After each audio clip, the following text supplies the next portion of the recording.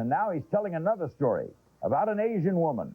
And he directed this go-round. It's his third story set among the rice fields of Vietnam, riddled with the noise of landing helicopters and faces full of pain.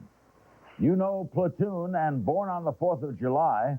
This is a peasant woman's story. It's called Heaven and Earth from Warner Brothers. It opens Christmas Day.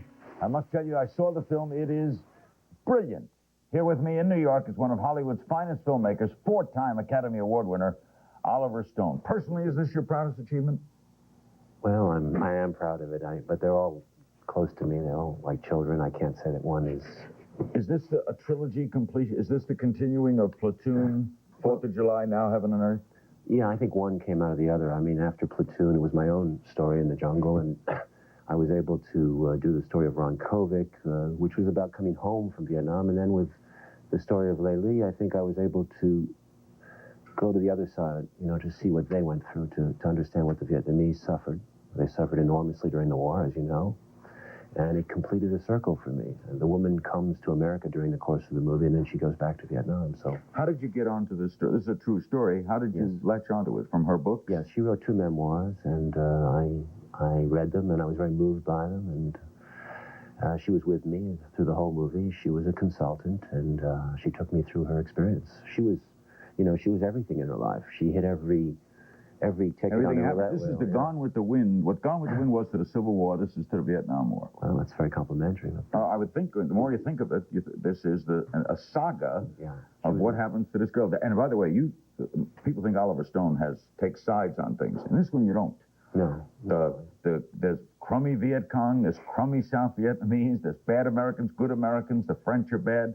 What I like about the woman is that she reaches a place in her life where she's able to forgive the people who hurt her. And there are many people who did, but she doesn't bear any revenge or ill or hatred towards anybody. I think that's an important lesson of the movie. I mean, she, in the course of the movie, is a peasant.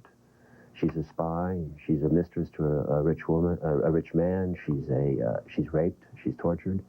She's a beggar in the street. She's a prostitute. She's an American housewife. She's an American businesswoman. She's the mother of 3 boys from 3 different men. I mean, this is a woman who's lived. Where did you find the character, the actress who played her? In an audition in Northern California. She walked in one day. She had never acted before. She was studying physiology at the University of California. And still is. And still is. She went back to it, and she's just a remarkable young woman. She's about 4'11", 95 pounds. Well, what did you see in a test of someone who's never been an actress? What? Well, it's a gut instinct. She had charisma. She walked in. She's got a beautiful smile. I think you saw her eyes. Her eyes speak for her. She has a natural theatrical flair. She was a boat person. She came over from Vietnam when she was 8 years old, and she suffered a lot, too, in her life. She grew up in a very poor family in California.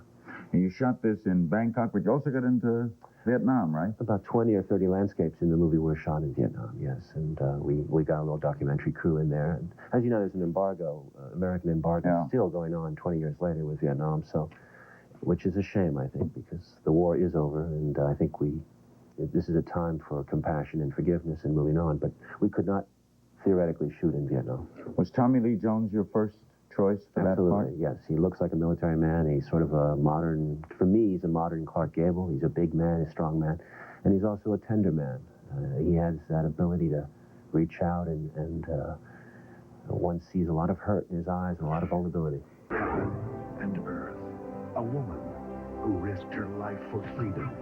A man who lost his soul to war. 2 people who found their peace in each other. Tommy Lee Jones, Joan Chen, Hang Nur, and introducing Hep T. Lee, Heaven and Earth, rated R. Starts December 25th, select cities. Director Oliver Stone has long viewed the Vietnam conflict as perhaps the defining moment of his life, and perhaps even his country's. It has so haunted him that years ago he set out to tell the human toll of that conflict on film with what he called his Vietnam trilogy. I never called it a trilogy, actually, at the beginning.